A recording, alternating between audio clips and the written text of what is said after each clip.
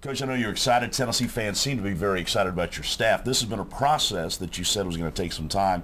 It did, but it seems like it's really paid off. Yeah, I said it was going to take a while, and it did. But for it to come together, it's even better than I initially thought. To add, kind of one of the last guys was Lance Thompson, and to add him, I didn't even have him on my initial list, and I was out recruiting everywhere, and I kept all these high school coaches were talking about him, these recruits were talking about him, and so we researched it, and I didn't know if he could coach at all, so we interviewed him on that side of things, and he's a great coach as well, so that even improved it even better than what I thought it could be initially. It's been a different process for you. When you were with the Raiders, pretty much your staff was already kind of set.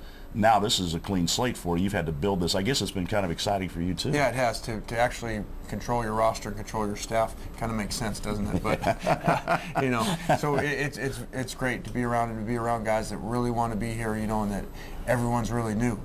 Nobody hasn't. The staff completely turned over. So it's a lot of people that are here, and I just like the competition in the room because you have Ogeron and Thompson, who have both been the national recruiter of the year, ranked the #1 recruiter in the country, and then there's other guys in the room that think they're better than them. So they're going to try to win an award themselves. Also, you've had some head coaching experience on the staff. That's got to help you too, doesn't it? Sure, it does. Anytime that you have the experience that we have on the staff in recruiting and in running teams, always helps because you're always, if you're a great competitor, you're always listening to everything and you're always taking a little bit from everyone. Mike Hamilton set this up where you had a pool of money and then you kind of distributed to get these different assistant coaches. So you had to do a little bit of juggling with the money, didn't you? Yeah, I took less for that. My wife wasn't very happy. No. The way that I looked at it is this: if we don't have a great staff, we're not going to win, and that's the bottom line, is to win, and that's going to help everybody. And so we set it up this way, and fortunately, through the support of Mike and everybody around him, it was great to see, and it came together the way that we wanted it. I guess the bottom line, when you win, then everybody gets rewarded, and that's where you got to kind of sell this whole thing, isn't it? Sure. Yeah. We need to win games, and so we put a staff in place to do it. Now we got to work, and now it's time for them to live up to all that money they're making. Coach, obviously you're heading to the finish line in recruiting right now. Talk about it. Have you hit full stride yet? Yeah, we're not even close because, for us to do it right, we would be into these kids 2 years into the relationships with them and everyone around them. But we're doing the best we can, and so we're trying to make up ground, and we're banging away, and we do have a great staff that has really been tireless at this. We've actually only been together as a full staff now for 1 week, so we got a lot of work to do, but we think that we're making some ground for the future, especially not only just this class. But the assistant coach you brought in, many of them already have experience in the SEC. That's got to be a big bonus for you. Yeah, you kind of have half. Half your staff has NFL experience, and half the staff has SEC experience. So that was really big to get quality SEC experience. Anybody can just coach somewhere and put it on your resume that you coached in the SEC, but these are guys that were at successful places, that were successful recruiters, successful coaches, and successful people, and so it was very important to mesh the staff together that way. Let's talk about your philosophy right now in terms of who you're recruiting. Are you looking at best athletes? Are you trying to fill specific holes, or what's your approach that way? We need to get good players that want to do things right on and off the field, and guys that are committed academically as well. So we're not trying to fill slots for 5 of this position, 3 of this position, because we don't have enough people right now to do that and to where they'll be really good players. And so the last thing we want to do is just sign somebody at a position and they're sitting on the bench because they can't play. That doesn't do any good. We need to sign the best players that we can, and if that leaves us a little bit lopsided, we'll figure it out.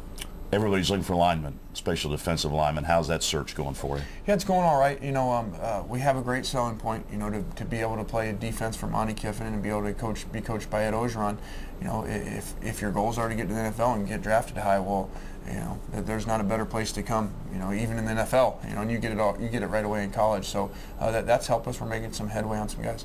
Tennessee's had a pretty good tradition of defensive linemen with Reggie White and John Henderson, Darwin Walker. Do you use that a lot in the recruiting pitch? Yeah, we do a little bit, but once again, that we've got to sell what's going on right now, and that's all good, but that doesn't really help a kid very much when he's coming in.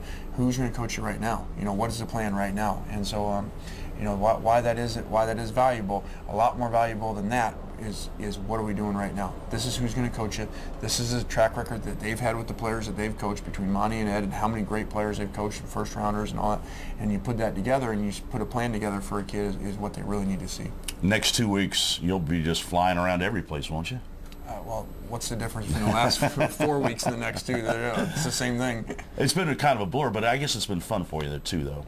Yeah, well, at least now we just have to recruit players. I'm tired of recruiting coaches. You know, we had to recruit players and we had to recruit coaches at the same time. So we're trying to sign a class under man and then try to go get coaches as well. So we finally have our staff in place, and now we can focus on the players. Let's talk about spring practice. Is that even something that's even been on the map yet? Have you started breaking down what you want to get done in spring practice? No, not at all. We don't have time to do that. You know, if we do that, you know, this class will suffer. And so right now we're worried about this class, and we're worried about our own players. You know, we get back as much as we can. A lot of times I fly in late at night, and we have a 5:30 a.m. workout, so I can fly right back out and go recruit. So we get a chance to see our guys and to really work on our guys physically and mentally. How have the new the players currently on the roster, how have they reacted to the new regime and to the new workout schedules and all those type of things?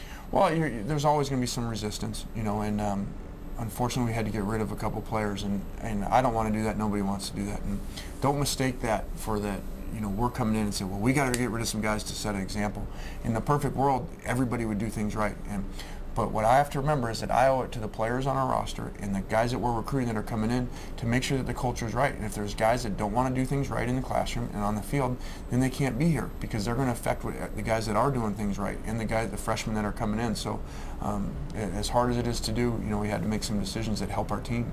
Finally, folks want to know, how is Knox Kiffin coming along? How's the baby and mama doing? I guess he's doing good. You know, all I do is hear over the phone, and unfortunately, you know, that's the one downside about this job, was I got to see him for half a day, and then I was back here on an airplane, you know, recruiting. So from what I hear, he's doing well. When will the family be here, do you think? Any timetable for that? I don't know. You know, we still haven't bought a house, and you know, the baby being new out there, and it's warmer out there too, so she kind of wants to let it warm up. I told her it was snowing Monday here, so that kind of, I shouldn't have said that. I didn't do a very good job recruiting that way. I do better with the players. But I think she's pretty much a lock. I don't think you have to worry about her transfer. She's in pretty good shape. Yeah, she signed a long contract. There you go.